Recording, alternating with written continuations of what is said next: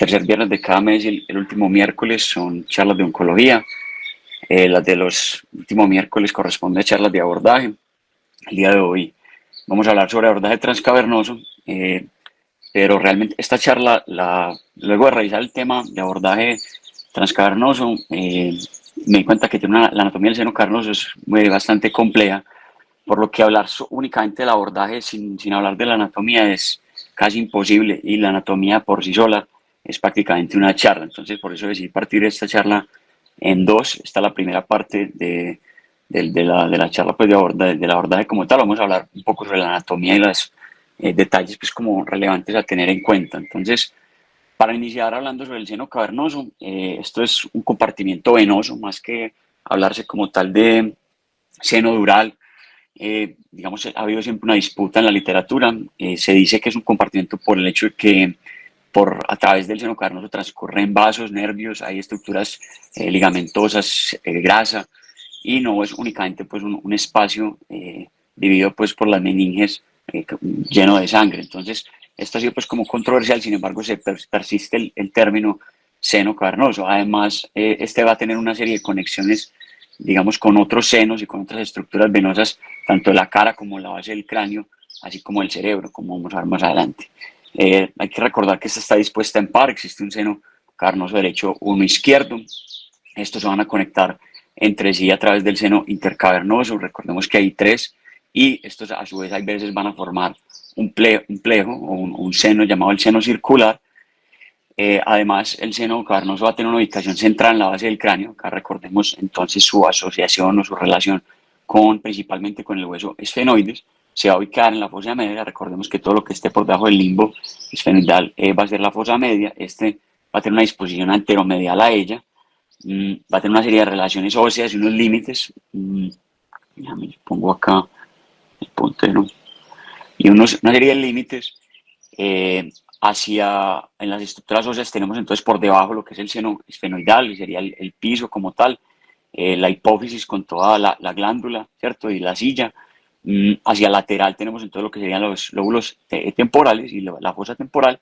Y vamos a ver que existen una serie de accidentes óseos que son importantes recordar y tener presentes en el momento, pues, de revisar la anatomía como tal, pues, propiamente del seno cavernoso. Entonces, ya lo vamos a ver con más detalle. Roton describe el seno cavernoso como una estructura de 4 paredes, ¿cierto? Se va a constituir de una pared medial, una lateral, un techo y una pared posterior. Esta la describe como similar a un barco, ya que hacia la porción más anterior va a ser más delgada y estrecha hacia la porción inferior, y se va a extender o engrosar a medida que uno va transcurriendo pues, o se va desplazando hacia posterior. Y además va a tener una serie de paredes, y en sus paredes va a tener una serie de estructuras como son los pares, los nervios craneales, y una serie de estructuras que también van a transcurrir en su interior. Entonces, todo esto lo vamos a ir desglosando, empezando entonces por la parte de su extensión ósea. Recordemos, esto es una vista superior del esfenoides. Tenemos entonces que el seno cavernoso en su extensión ósea se va a extender más desde la porción más medial de la fisura orbitaria superior hacia el dorso de la silla turca, donde está la apófisis clinoides posterior, y anterior serían, pues, las anteriores, valga la redundancia, ligamento interclinoideo. Allí también tenemos una serie de extensiones laterales. El seno cavernoso va a ir lateral hasta la unión pues, la entrada de la cava de Meckel ostium, de la cava de Meckel, y esta va a ser a grandes rasgos como tal la extensión. Los límites en cuanto a los bordes óseos, entonces, empezando por el límite más superior, entonces tenemos apófisis clinoides anterior, acá resaltada en amarillo en la imagen de la izquierda. El siguiente límite sería el apófisis clinoides posterior en el dorso de la silla.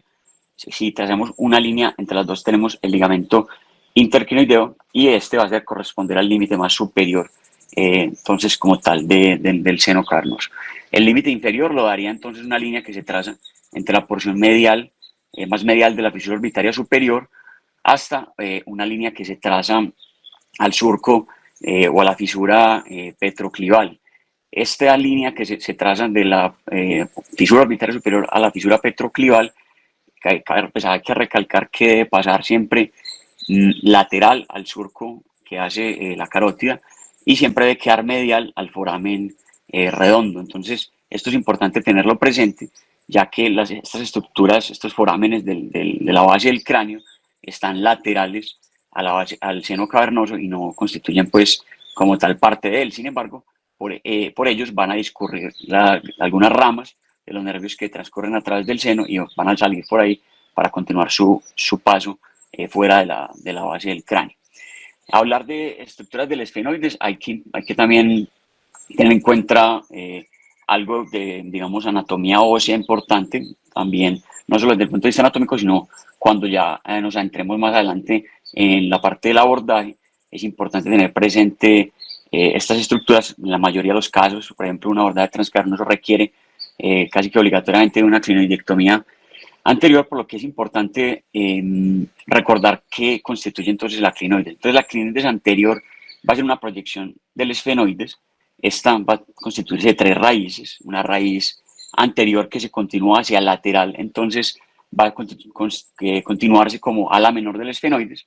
Hay una raíz medial que va en dirección hacia el plano esfenoidal y esta va a constituir entonces posteriormente el techo del canal óptico. Y hay una raíz posterior o medial, ¿cierto? Posterior medial, que va a ser el estrudo óptico, que finalmente va a convertirse en el piso del canal óptico, y esta misma estructura nos va a dividir entonces hacia medial, tenemos el canal óptico, y lateral la fisura orbitaria superior.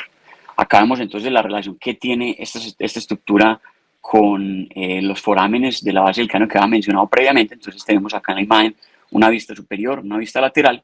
Lo que está delimitado en azul sería la extensión a grandes rasgos del seno cavernoso. Vemos entonces clinoides anterior, ¿cierto? Clinoides posterior. Tenemos fisura orbitaria superior, por allí van a salir entonces la mayoría de los pares craneales hacia la órbita y los globos oculares, el tercero, cuarto, sexto, y la porción del nervio oftálmico, la porción B1. A través del foramen redondo o rotundum saldría la porción número 2 del nervio trigémino, que sería el nervio maxilar, para continuar su curso ya la fosa ptericopalatina. Y posteriormente, si nos alejamos un poco, estaría el foramen oval, aquí lo vemos en la imagen de la derecha, por donde va a salir la tercera división del nervio trigémino, la porción mandibular, para continuar también, digamos, su porción hacia las estructuras más posteriores. A nivel más lateral encontraríamos la cava de Meckel, que es donde va a penetrar el trigémino en su curso hacia el seno cavernoso, y esto también pues es importante tenerlo presente. Si recordamos a grandes rasgos la anatomía de la dura madre en su extensión en la bóveda y en la base del cráneo, tenemos que recordar que tiene dos capas. Hay una capa endóstica que siempre va a mirar hacia el hueso y una capa meningia que mira hacia el cerebro. Esto se cumple también a nivel del seno cavernoso, es importante tenerlo presente. Entonces, a nivel lateral, en la fosa temporal, tendríamos las dos capas. Estas a medida que se van acercando al borde inferior del seno cavernoso, esta capa endóstica se va a separar en dos partes, una parte interna y una parte externa. La parte externa, conjunto con la capa meningia, van a formar todo lo que es la pared lateral del seno cavernoso. Y allí es donde se van a ubicar las estructuras nerviosas de relevancia, que son los pares craneales, que más que ir adentro, viajando dentro del seno cavernoso, van a viajar despegados a esta pared, a esta parte externa de la capa endóstica, en la pared lateral del seno cavernoso. La capa entonces endóstica interna va a recubrir la mayoría de la cara inferior o medial de esta pared del seno cavernoso. Recordemos que hay dos partes, una porción esfenoidal y una porción celar, pero este borde interno o la capa endóstica interna es la que va a recubrir principalmente esa porción ósea. La porción celar va a ser más una continuación del diafragma celar, como vamos a ver. ¿Por qué es importante hablar de esto? Porque quirúrgicamente esta capa meningia se puede despegar de la parte externa de la capa endóstica, así entonces exponiendo esta serie de estructuras nerviosas de la parte lateral del seno que están embebidos en esta parte externa de la capa endóstica, y esto finalmente no es nada más y nada menos que un peeling de la fosa media, que va a ser fundamental para gran número de abordajes, ¿cierto? A la fosa media y específicamente para el abordaje transcavernoso.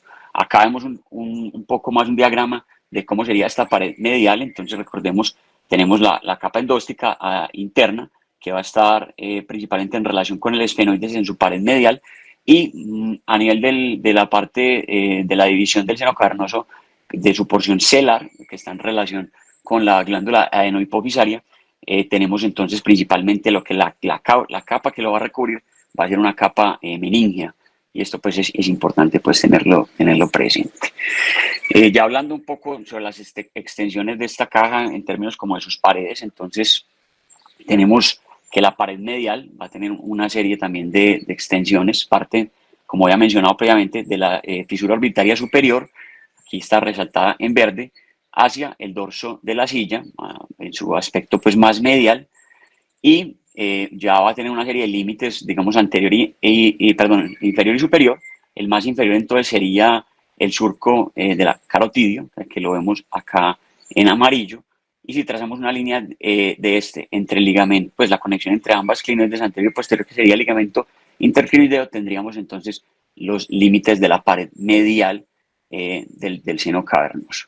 El techo, a su vez, entonces, digamos, va a tener una serie de zonas a demarcar para establecer cuáles son sus límites. Entonces, el techo inicia desde la apófisis clinoides anterior, toda esta porción cubierta por dura madre, se va a extender hacia una porción que más adelante veremos, que es el triángulo oculomotor, que no es más que una serie de conexiones entre la clinoides anterior, posterior y el ápex petroso.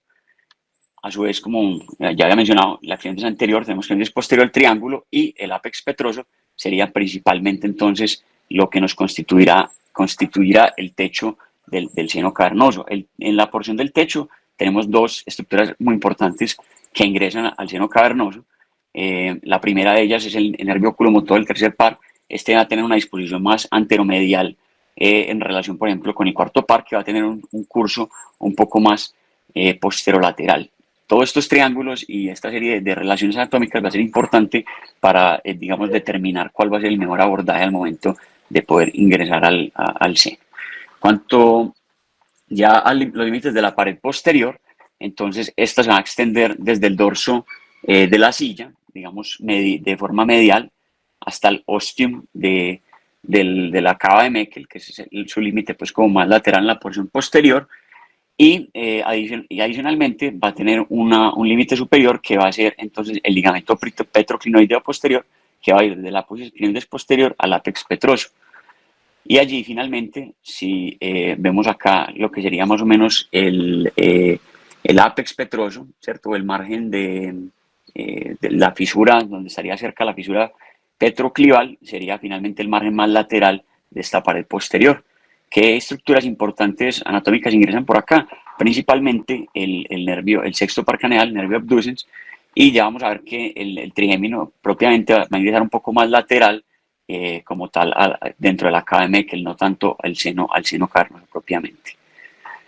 Ya habiendo hablado un poco sobre cuáles son los límites en cuanto a paredes y los límites óseos, es importante recordar un poco cuál es el contenido, ¿cierto? Ya lo hemos mencionado, pero está principalmente en una serie de estructuras nerviosas. Tenemos el tercer par, nervio oculomotor, el cuarto, troclear, la primera y segunda división del trigémino, oftálmico y maxilar. Hay algunos textos en que el maxilar no se incluye dentro del seno cavernoso propiamente, ya que ellos se menciona que la maxilar converge un poco más inferior a la unión de estas capas que mencionaba meningias, y por lo tanto lo excluyen como tal propiamente del seno, pero en otras partes igual se encuentra, entonces lo sigo mencionando. Como tal, lo único que pasa, y había mencionado, dentro del seno cavernoso va a ser entonces la carótida interna en sus porciones C4, C5, lo que sería por su porción intracavernosa y clinoidea.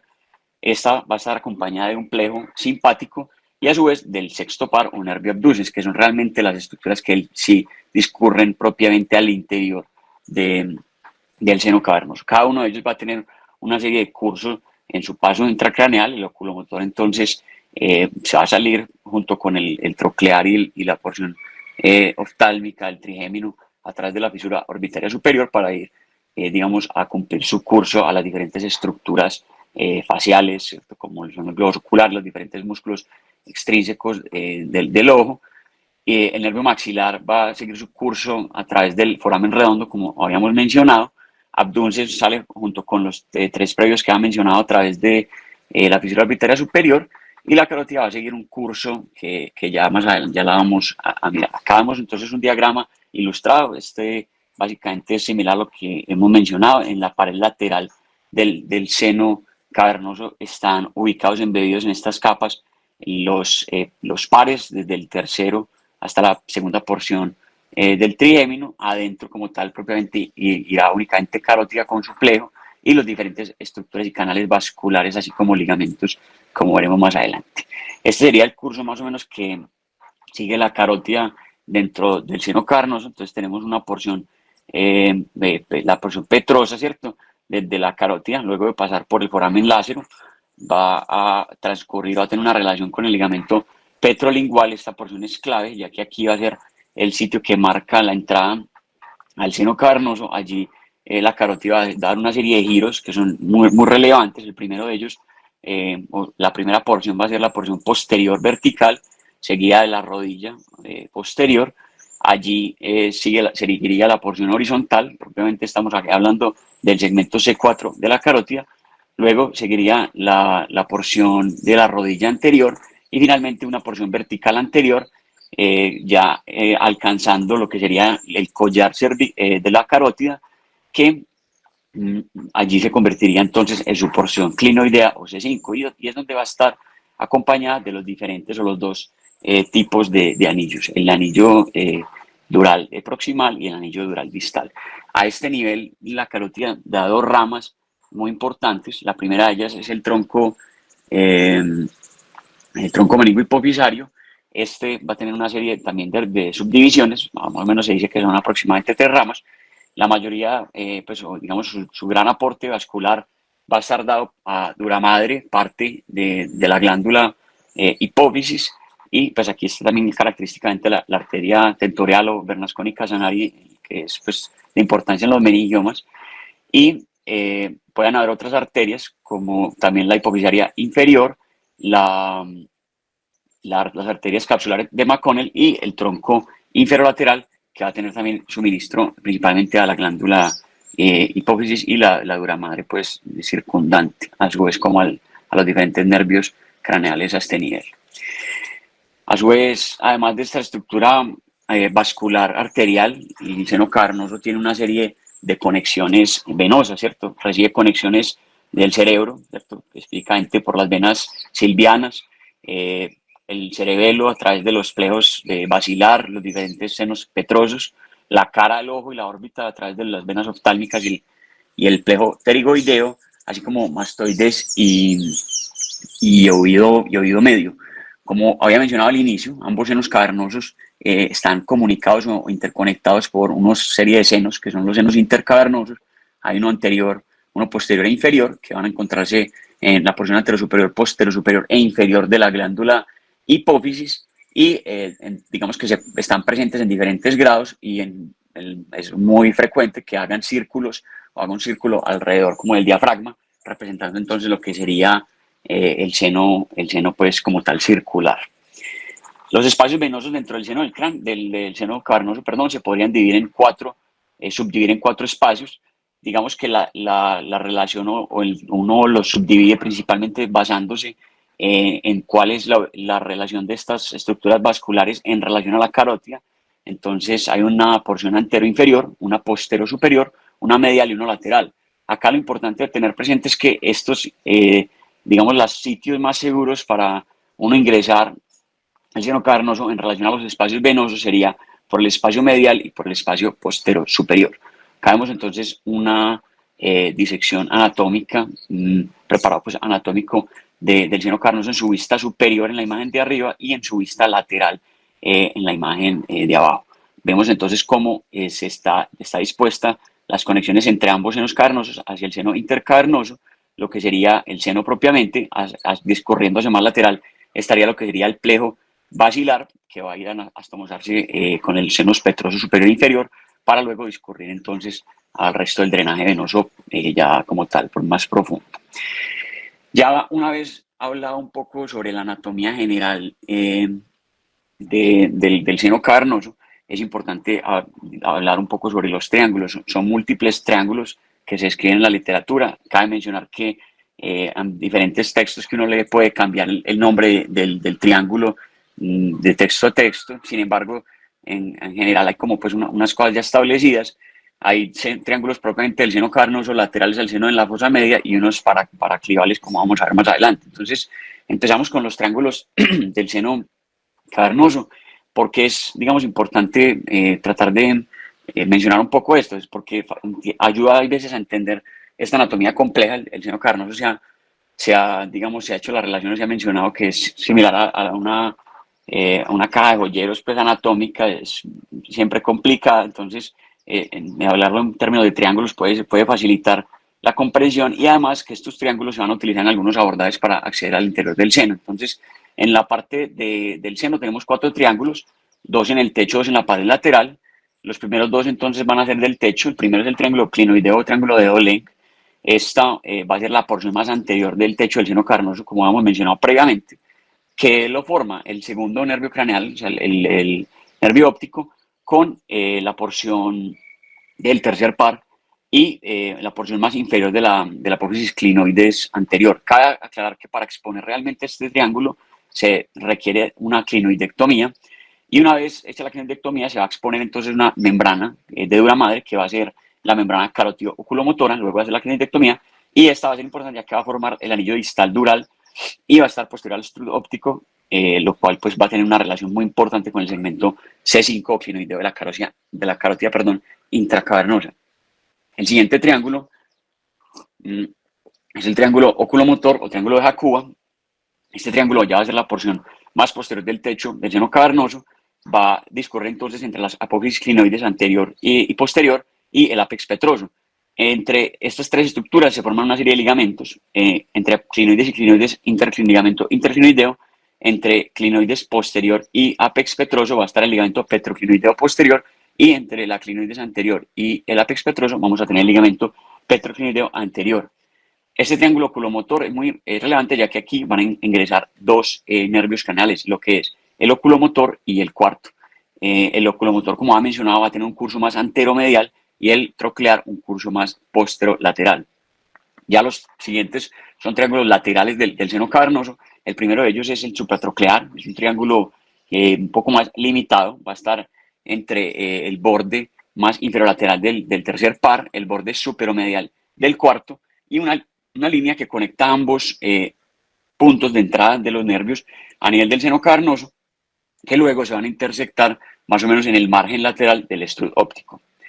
Siguiente sería el triángulo infratroclear o triángulo de Parkinson. Este es uno de los más conocidos. Va a estar también en la pared lateral. Vamos a tener una serie de límites. El primero va a ser la porción más inferior del nervio troclear, y la porción superior entonces del nervio oftálmico, la porción B1 del trigémino. Y una línea que conecta ambos puntos en su entrada, el trigémino en la entrada a la cava de Meckel y el cuarto en la entrada al seno cavernoso. Fue una de las principales o las originales rutas quirúrgicas para describir ingreso o acceso al seno cavernoso, originalmente descrito para tratar fístulas carótido-cavernosas. Es muy importante, ya que este triángulo permite el acceso a la porción intracavernosa de la carótida, específicamente al origen del tronco meningohipofisiario, como vamos a ver más adelante. Los siguientes son triángulos como tal ya de la fosa media. Estos triángulos ya no son propiamente del seno cavernoso, sino laterales a ellos. Se van a relacionar principalmente con el ala mayor del esfenoides, el clivus y hueso temporal. Van a tener una relación más que todo con la cara posterior y la superficie posterior del seno cavernoso. Primero de ellos es el triángulo anteromedial o de Newland. Va a estar entonces, va a corresponder al margen inferior de la porción oftálmica del trigémino con la porción superior del nervio maxilar o B2, y una línea que conecta el punto donde B1 sale hacia la fisura orbitaria superior y B2 sale hacia hacia el foramen redondo. Si nosotros realizáramos un frisado a nivel de estas 2 estructuras, expondríamos inferiormente lo que sería el seno esfenoidal, y es, digamos, importante tenerlo presente en los abordajes, ya que esto podría causar una fístula inadvertida del isquiocefalorraquídeo. El siguiente sería el triángulo anterolateral. Es un triángulo lateral al triángulo que acabamos de mencionar. Va a estar dado por la porción inferior o el margen inferior del nervio maxilar. el margen superior del mandibular o B3 y una línea que conecta estos dos puntos en su salida del cráneo. El B2 saldría entonces por el foramen redondo, como hemos mencionado, y B3 por el foramen oval. La apertura de la base del cráneo a este nivel va a exponer la lateral o la porción más lateral del seno esfenoidal. Siguiente sería el triángulo posteromedial o triángulo de Glasscock. Este va a tener entonces un vértice que va a ser el punto donde converge el nervio petroso superficial mayor y donde converge y pasa pues en relación al nervio trigémino. En este sitio donde se une el nervio, el GSPN, pues el nervio petroso, perdón, superficial mayor, va a ser esta hebra que estoy señalando acá, y donde converge con el trigémino va a ser entonces donde inicia el vértice de este triángulo. Acá lo señalo, ¿cierto? Este sería el GSPN. Este va a tener un límite, un margen lateral que va a ser la porción de mandibular o B3 y un margen anterior que va a ser propiamente el nervio GSPN.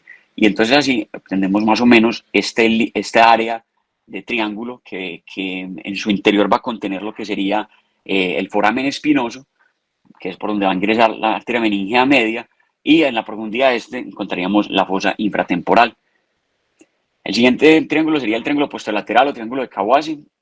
Este se va a formar por el borde lateral del segmento B3 del nervio trigémino, la porción más posterior, en un punto donde se va a encontrar el nervio, el GSPN, con el ganglio de Gasser y el ganglio geniculado, que sería más o menos acá donde nace el GSPN. Entonces acá lo tenemos señalado, sería el ganglio de Gasser, ganglio trigeminal, y acá tendríamos el ganglio geniculado. Entonces en el sitio de unión de esta línea, que se traza de esta línea, de estos ganglios, con relación al nervio B3, obtendríamos entonces lo que sería el triángulo de Kawasi.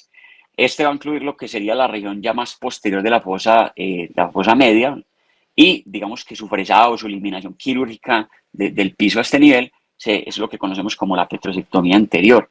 La arteria carótida interna en su segmento petroso va a estar en el margen más anterior de este triángulo, y la cóclea y el conducto auditivo interno van a estar hacia el margen más lateral y anterior, y el clivus y seno petroso inferior van a estar entonces hacia el margen más posteromedial. Finalmente, para terminar, tenemos los triángulos paraclivales. Tenemos dos de relevancia. El triángulo paraclival inferior, esto entonces se va a constituir por los puntos de entrada del cuarto par, nervio troclear, abducens, y un sitio más lateral donde se une la primera vena petrosa digamos, en su cruce con el seno petroso superior. Este triángulo va a ser muy importante, ya que allí es donde en toda su parte central, en toda la mitad, va a ser la entrada pues como tal de la dura madre pues de la cava de Meckel, del trigémino. Y pues si acá lo vemos pues bien esquematizado. El siguiente sería el triángulo paraclival inferomedial, que ya es el último triángulo que tenemos a este sitio. Va a tener, digamos, las mismas líneas que el triángulo paraclival inferolateral, y básicamente son el nervio oculomotor, acá lo vemos más pequeño, el nervio abducens, y en su porción, digamos, más medial, lo que sería la apófisis clinoides posterior. Ya este triángulo en su profundidad y en su porción más medial se va a encontrar lo que sería el aspecto del dorso, pues como tal de la silla.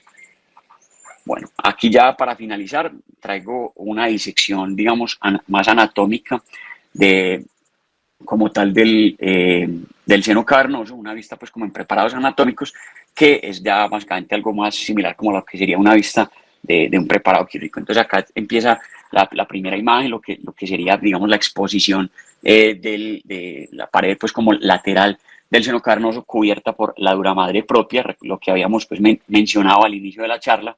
Vemos el nervio trigémino con el ganglio gasseriano y las diferentes porciones de este mismo B1, B2. Tenemos la relación de la carótida en su porción intracavernosa y clinoidea, y su relación que tiene con el nervio troclear y el oculomotor. Recordemos que lo que es trigémino y la carótida siempre va a ser más lateral, y a medida que nos vamos acercando hacia medial, empieza troclear, oculomotor, y posteriormente el nervio óptico. A su vez, entre estas dos estructuras tendríamos lo que sería la membrana carótido-oculomotora. Algo muy importante a tener en cuenta es específicamente cuando se está haciendo la disección en la fosa media, es que muchas veces se puede uno perder y hay una serie de estructuras o marcadores para uno tener, digamos, una ubicación más clara. Y estas son estructuras óseas principalmente. El primero de ellos es el tubérculo subtemporal medial, que es este tubérculo que vemos acá señalado en la imagen de la izquierda como MSR. MSR realmente es el surco, ¿cierto? El que hace este tubérculo inferior o más lateral al tubérculo. Si nos vamos corriendo más hacia lateral, encontraríamos lo que sería el lateral loop o el asa lateral, que es una membrana que se forma entre las porciones B2 y B3 del nervio trigémino. Acá vemos la eminencia arcuata en la porción petrosa del temporal, y esta estructura ósea es importante ya que si uno la identifica sabe que si se va pues lateral va a encontrar el asa lateral y la porción del trigémino. Otra estructura, digamos que es marcadora al momento de la disección y es importante, es encontrar el foramen espinoso o seguir el curso de la arteria meningea media para identificar el foramen espinoso. Una vez identificado el foramen espinoso, sabe uno que va a poder buscar más medial a él lo que sería el foramen oval y posteriormente el foramen redondo, para entonces así encontrar lo que sería ya la pared lateral como tal del seno cavernoso. Acá en la siguiente imagen podemos ver el lateral loop o el asa lateral, que es esa estructura membranosa que forma entre la porción B2 y B3 del triémino. Acá ya se despojó de su dura madre propia o de esa porción meningea, y hacia la parte más medial, entre 1 y 2, se está transiluminando hacia el seno esfenoidal, lo que nos demuestra, digamos, la cercanía en este triángulo que sería pues básicamente el triángulo de Mewland, si lo recuerdan lo que acabamos de mencionar, digamos la cercanía que tiene esta estructura con el seno esfenoidal y el riesgo que se tiene de pronto de ingresar inadvertidamente y generar una fístula a este nivel. Acá ya vemos cómo se expone más la dura madre propia de estas porciones B2 y B3, la relación que tiene con el tubérculo subtemporal medial y el asa lateral. Acá, digamos, describen en todos estos abordajes que al momento de hacer este peeling es muy frecuente encontrar sangrado venoso, y la mayoría de las veces va a ser controlado más que con coagulación, porque a este nivel el paciente puede despertar con parestesias faciales. Se debe tratar de utilizar celulosa oxidada, pues surgirse presión, compresión y digamos paciencia. Acá ya vemos entonces una porción, una vista más general de lo que sería el seno cavernoso en su porción lateral, con digamos ya más despojado pues como de sus estructuras, de su capa meningea, perdón, y acá está teñido en látex para demostrar pues como todos los canales vasculares venosos que tienen en su interior. Entonces, a la imagen de la derecha se retiró esa inyección de látex y se aprecia mejor, digamos, el resto de estructuras anatómicas. Entonces, vemos el ganglio de Gasser, las diferentes porciones del nervio trigémino, la relación que tiene la carótida con el ligamento petroesfenoidal, que es también conocido como ligamento de Gruber. Este va a ser muy importante a nivel de su conexión con el ápex petroso, porque allí es donde entra el sexto par al canal de lo que conocemos pues como el canal de Dorelo, para el paso a través del seno cavernoso y posteriormente a través de la fisura orbitaria superior. Acá entonces hace referencia pues esta imagen más que todo como a la relación que tiene la carótida con la clinoides posterior y el ganglio, perdón, el nervio trigémino. A su vez, el nervio oculomotor va a tener una relación con los otros nervios, ¿cierto? El oculomotor va a ser mucho más medial que el troclear, ya lo había mencionado, pero curiosamente el troclear en su paso al ingresar al techo sobrepasa al oculomotor, pasando pues por encima de este. A su vez, el nervio oculomotor va a tener como tal un foramen, o va a desembocar en un canal que, dado el caso del abordaje que uno requiera, podría uno abrir ese foramen o ese canal del oculomotor. Lo describe, digamos, en este libro pues, anatómico. Para algunos, por ejemplo, para el clipaje de aneurismas de basilar, podría ser útil la movilización de este nervio para liberarlo pues entonces de estas adherencias. Si vemos un corte mucho más microscópico, más profundo, vemos que el tercer par ya en su paso final por la salida del techo del seno cavernoso empieza sus divisiones en sus diferentes porciones para los diferentes nervios, las diferentes porciones de los músculos extraoculares. Y a su vez estas subdivisiones van a estar divididas por unas pequeñas membranas que lo subdividen.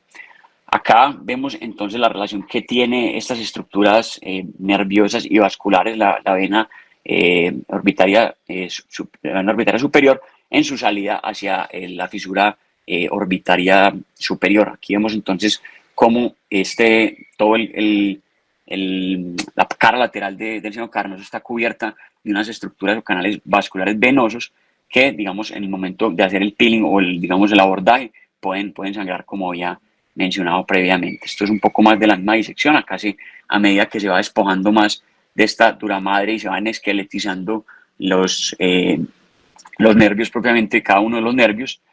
Acá seguimos con las mismas relaciones que habíamos mencionado. Este sería propiamente el triángulo de Parkinson, el triángulo más lateral. Aquí vemos lo que mencioné pues al inicio, y es que al ingresar por este triángulo se expone la porción intracavernosa de la carótida y principalmente donde va a dar el tronco, su rama del tronco meningo hipofisiario, lo que pues puede ser clave en el momento del abordaje pues como tal quirúrgico. Aquí vemos la relación que tiene el ligamento petroestenoidal o ligamento de Gruber con el ápex petroso, formando entonces lo que sería el canal de Dorelo, por donde va a discurrir el nervio abducens en su curso pues hacia el seno cavernoso.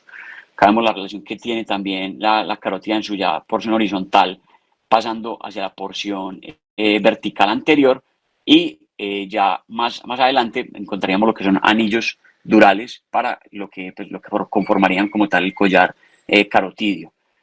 Acá ya es uno de los imágenes ya más finales de una esqueletización completa, el peeling completo pues como tal de la exposición completa de estos nervios.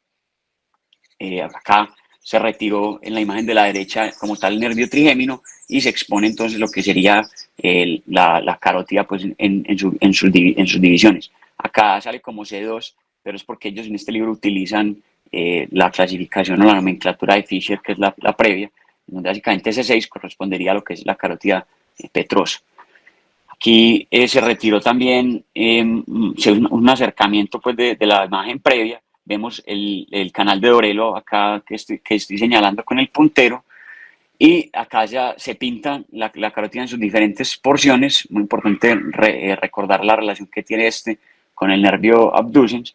Y si continuamos, vemos cómo ya exponiendo las diferentes estructuras más adelante, vemos el ligamento petrolingual, que es por donde va a ingresar la carótida petrosa como tal al seno cavernoso, donde da los diferentes giros que habíamos mencionado, y ya más adelante donde se encontrará en su porción clinoidea con los diferentes anillos durales para hacer entonces la salida hacia el compartimiento pues como tal ya intradural del espacio pues subaracnoideo.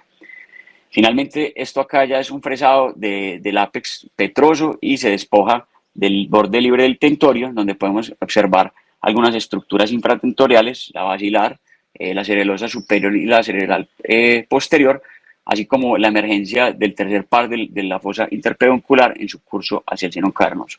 Finalmente, esta imagen es un resumen de los diferentes triángulos, es un poco compleja, esto es algo que hay que repasar múltiples veces, pero pues simplemente es una imagen pues como para llevarse, para recordar los diferentes triángulos que hemos hablado. Muchas gracias, estoy atento pues como a dudas.